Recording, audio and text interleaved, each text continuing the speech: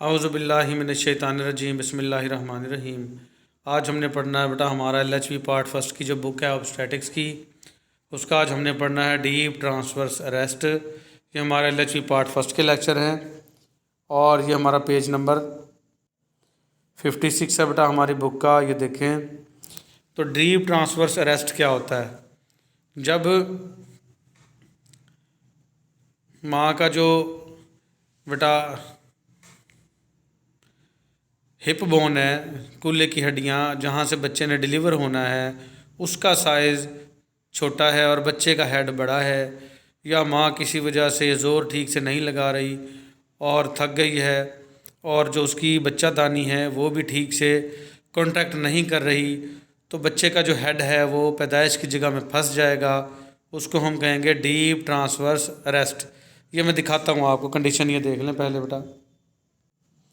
ये देखें बेटा, ये डीप ट्रांसवर्स अरेस्ट है। ये देखें, ये जो माँ का जो हिप है, ये कूल्हे की हड्डियाँ ये छोटी थी और बच्चे का सर बड़ा था और ये फंस गया इसके अंदर। ये देखें, चार तरह के ना ब्रिम होते हैं, इसको ब्रिम बोलते हैं। चार तरह के ये जगह बनी हुई है माँ की बच्चे की पैदाइश के लिए। ये गायनिकॉइड, प्लेटिप्लॉइड, एंड्रॉयड, ये दिल की तरह का होता है, और एंथ्रोपॉइड। इन चारों में से किसी में भी अगर बच्चे का हेड फंस जाए, ये देखें ये इस तरह का ब्रिम होता है बेटा, तो इस तरह का ये देखें मुख्तलिफ़ किस्म के ब्रिम दिखा रखे हैं। यहाँ बच्चे का सर फंस जाना डीप ट्रांसवर्स अरेस्ट कहलाता है बेटा। ये हम दोबारा अपने लेक्चर पे आगे बाकायदा आगाज़ करते हैं। इन अ फ्यू केसेस, चंद केस ही ऐसे होते हैं, when there is some cephalopelvic disproportion, जिसमें कुछ सिफेलोपेल्विक डिस्प्रपोर्शन होती है। सिफेलोपेल्विक डिस्प्रपोर्शन यही कहते हैं बेटा कि पेल्विस उसी जगह को कहते हैं, हिप जो है, हिप कूल्हे की हड्डियों को, उसके जो ब्रिम है जो अभी मैंने दिखाया, तो वो डिस्प्रपोर्शन हो गया, यानी सर बड़ा है और पेल्विक जो है वो छोटा है। तो इसको हम क्या कहेंगे, पूरी इस टर्मिनोलॉजी को, इस लफ्ज़ को क्या बोलेंगे, सिफेलोपेल्विक डिस्प्रपोर्शन कहेंगे। और पहले तो एक ये वजह हो गई कि बच्चे का सर बड़ा और उसका पेल्विस छोटा। दूसरी क्या है, यूट्राइन कॉन्ट्रैक्शन आर वीक, माँ की जो बच्चादानी है उसके अंदर सुकड़ाव आता है। जब बच्चा पैदा हो रहा होता है ना, उसमें सुकड़ाव आता है ताकि बच्चा नीचे की तरफ हरकत कर सके और उसको ऊपर से धक्के की एक ताकत मिल सके और वो कमज़ोर हो जाए। वीक का मतलब कमज़ोर हो जाना। The head is arrested, head उसका फंस जाएगा in the transverse diameter, transverse diameter में, जैसे मैंने अभी दिखाया शुरू की पिक्चर में, बच्चे का सर फंस जाएगा ऑफ द पेल्विस, कूल्हे की उस हड्डियों में। In these cases, in cases में लेबर बिकम प्रोलॉन्ग्ड, लेबर कहते हैं बेटा वो दर्द जो पैदाइश के दौरान माँ को बर्दाश्त करना पड़ता है, उसको क्या कहते हैं, लेबर। और ये लंबा हो जाएगा, मतलब ज़्यादा दर्दें औरत को ज़्यादा वक्त के लिए बर्दाश्त करनी पड़ेंगी। Labour become prolong. तो ये सारी की सारी चीज़ें आपको समझ में आ गई होंगी बेटा कि क्या बच्चे का सर बड़ा और उसके कूल्हे की हड्डियाँ छोटी, या यूट्राइन कंट्रैक्शन में कमी जिसकी वजह से सर का पेल्विस में फंस जाना। ठीक है। ऑन विजाइनल एग्जामिनेशन, जब विजाइना से यानी पैदाइश के रास्ते से मुशाहिदा करेंगे, the sagittal suture lies in transverse diameter. Sagittal sutures कहते हैं बेटा जो खोपड़ी के जोड़ हैं बच्चे के, वो ट्रांसवर्स डायामीटर में नज़र आएंगे ऑफ द पेल्विस, पेल्विस के। मैं आपको बताता हूँ, दिखाता हूँ बेटा। ये पहले ये पढ़ लें, with anterior posterior fontanels on either end, at either end. Anterior कहते हैं अगले, पोस्टीरियो कहते हैं पिछले, फोंटेनल्स एंड, ईदर एंड। दिखाता हूँ ये आपको, ये क्या पोजीशन होगी इसकी। ये देखें बेटा, ये जो है ना जोड़ नज़र आ रहे हैं खोपड़ी के, ये स्यूचर्स हैं और ये ट्रांसवर्स पोजीशन में बेटा।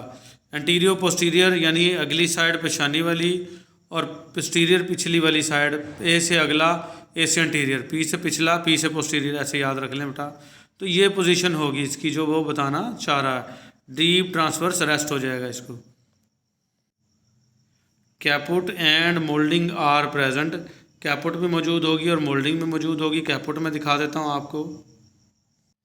ये कैपुट होती बेटा, ये देखें सर के ऊपर ऐसा ना उभार सा बन जाएगा, क्योंकि माँ ज़ोर लगा रही है, बच्चा पैदा नहीं हो रहा, खोपड़ी जो है बिल्कुल नरम सी थी, ये कैपुट बन जाएगी, ये कैपुट बनी हुई है। ये देखें इस तरह से ना, सर बड़ा होगा, लंबूतरा हो जाएगा।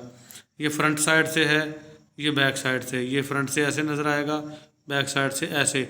ये सर जो है इतना बड़ा हुआ होगा, इसको कैपुट बोलते हैं। ये देखें बेटा, पैदा होगा तो बच्चा ऐसा होगा, ये मोल्डिंग इसको कहते हैं, ये कैपुट कहते हैं, ऐसे होगी। बाद में 24 घंटे बाद ऐसे थोड़ा सा नॉर्मल हो जाएगा, जैसे ये हुआ है। Delivery is undertaken by doctor, delivery जो है वो डॉक्टर करेगा। अंडर पुडेंटल नर्व ब्लॉक और जनरल एनेस्थीसिया, पुडेंटल नर्व ब्लॉक के ज़रिए या जनरल एनेस्थीसिया के ज़रिए। एनेस्थीसिया कहते हैं बेटा बेहोशी या सुन करना। और पुडेंटल नर्व ब्लॉक, पुडेंटल ये नर्व जो है ये हिप से कूल्हे के अंदर से आ रही होती है एक वेन, उसके अंदर इस टाइप का इंजेक्शन लगाते हैं बेटा कि वो मतलब पेन नहीं होने देती पैदाइश के रास्ते। मैं दिखाता हूँ आपको, ये पुडेंटल नर्व ब्लॉक कैसे होती है। ये देखें बेटा, यहाँ पे होती है पुडेंटल नर्व, ठीक है। ये लिखा हुआ उन्होंने पुडेंटल नर्व, ये यहाँ पे कूल्हे के अंदर से आ रही है।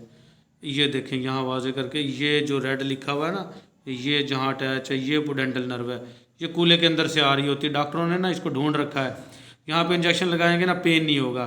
ये देखें इसके अंदर से ये 3 नर्व आ रही है ना, इन 3 में से ये पहले वाली जो है ये पुडेंटल नर्व है। ये 3 पिक्चर्स में मैंने दिखा दिया। ये देखें ये पुडेंटल नर्व है, ये वाली, ये लिखा हुआ है ये येलो सी। यहाँ इसको इंजेक्शन लगा देंगे और ये देखें ये बर्थ कैनाल है, पैदाइश का रास्ता। ये सारा इसको ये सेंसेशन जाती हैं ऐसा साथ पेन के, तो ये पुडेंटल नर्व का आप ब्लॉक कर देंगे तो बच्चा पैदा होता रहेगा, कोई भी दर्द का एहसास माँ को नहीं होगा। तो इसी को बेटा जनरल एनेस्थीसिया भी कहते हैं और पुडेंटल नर्व ब्लॉक भी कहते हैं। इसको ब्लॉक कर देंगे और पेन का एहसास नहीं होगा। The occiput is manually rotated, occiput को आप हाथ के साथ रोटेट करेंगे। ऑक्सीपुट कहेंगे बेटा जो बच्चे की जो खोपड़ी है उसको, जो पिछली खोपड़ी की पिछली हड्डी, उसको ऑक्सीपिटल बोन कहते हैं। उसको आप हाथ के साथ रोटेट करेंगे टू द इंटीरियर पोजीशन, यानी अगली जानिब, बिहाइंड द पेल्विक आर्क, और पेल्विक आर्क के पीछे कूल्हे की जो आर्क है उससे पिछली तरफ और सामने की तरफ उसको रोटेट करेंगे। And delivery obtained by forceps application, और डिलीवरी करवाएंगे फोर्सेप की मदद से। फोर्सेप वाली डिलीवरी दिखा देता हूँ आपको बेटा। पहले तो ये देख लें बेटा, ये है ऑक्सीपिटल बोन, ठीक है। ये ऑक्सीपुट जिसका नाम आया, ये ऑक्सीपिटल बोन है। इसको आप रोटेट कर लोगे क्योंकि बच्चे का जो हेड है ना वो फंसा हुआ है बेटा।